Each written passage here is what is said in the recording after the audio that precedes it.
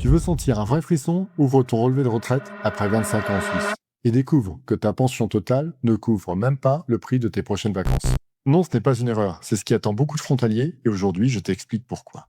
Bienvenue sur Culture Placement, je m'appelle Sébastien, je suis stratégiste financier et courtier et je partage avec vous régulièrement mon expérience personnelle en matière de finance, d'épargne et de placement. Et aujourd'hui, tu vas comprendre pourquoi des milliers de frontaliers passent de 7 000 francs par mois à un montant de retraite qui ferait pleurer un stagiaire de Genève. Ce que je vais te dire aujourd'hui, ça pique, mais c'est mieux de le savoir à 45 qu'à 64. Je vais te parler de Michel. Michel a 50 ans, il est gentil, travailleur, 22 ans à Genève, 15 ans en France avant, et il a tout donné, même ses pauses déjeuner. Alors Michel se dit, j'ai bossé en Suisse, j'aurai une retraite de patron. Il fait le calcul, et là, c'est la déception. Son AVS est correct, mais rien de spectaculaire. Sa LPP a un taux de conversion qui est extrêmement bas. Et sa retraite française, elle est tellement basse que même la CAF trouve ça gênant. Michel regarde la somme, il attend une deuxième page, une troisième, un astérix, enfin quelque chose. Mais non Michel, il n'y a rien derrière. C'est juste le résultat de 25 ans de carrière. Tu crois que mon client est un cas isolé? Eh bien non. C'est le standard du frontalier mal préparé. Alors pourquoi est-ce si décevant? Tout d'abord la retraite française, c'est la valse des trimestres fantômes. En France, ton parcours de frontalier est traité comme si tu avais pris une longue année sabbatique pour réfléchir à la vie. Carrière à trous, trimestre manquant, salaire suisse ignoré. À présent, l'AVS suisse.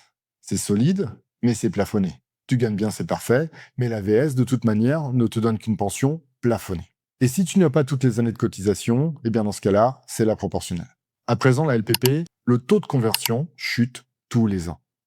Certaines caisses sont généreuses, et d'autres, pas du tout.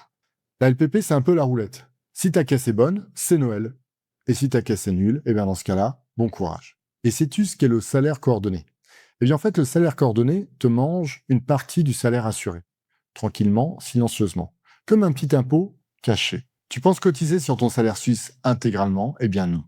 Tu cotises sur l'idée que la Suisse se fait de ton salaire. Alors le vrai problème, c'est surtout la coordination entre le système français et le système suisse. Très clairement, les deux ne s'aident pas. Les frontaliers croient ça. La Suisse va me donner une belle retraite et la France complétera. Mais en réalité, la Suisse te donne une retraite correcte.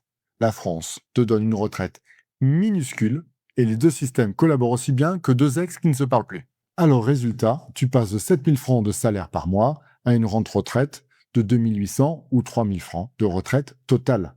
Alors quelles solutions tu peux mettre en place? Les solutions, ce ne sont pas des miracles, mais elles sont absolument indispensables. Tout d'abord, tu dois vérifier ta carrière AVS. C'est pas bien compliqué, mais c'est absolument indispensable et ça va t'éviter des cauchemars. Deuxièmement, tu dois faire un véritable audit de ta LPP. La caisse fait tout.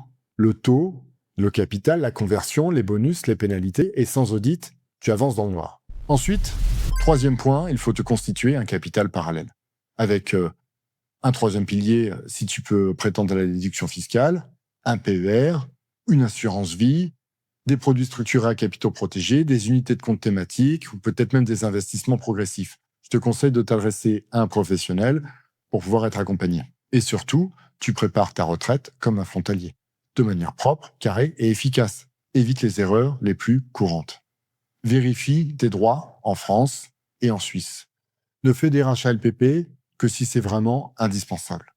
Et surtout, n'attends pas tes 65 ans, les mains dans les poches. Tu peux également t'adresser à nous sur notre site retraite-frontalier.com qui accompagne spécifiquement les frontaliers pour leurs questions de retraite. Alors je vous rappelle les précautions d'usage, diversifiez toujours vos placements. Rappelez-vous que le capital est très rarement garanti et que les performances passées ne préjugent pas des performances futures. Et surtout, adaptez votre placement à votre situation personnelle. N'hésitez pas à nous laisser des questions dans les commentaires, nous y répondons toujours. Je vous dis à très bientôt.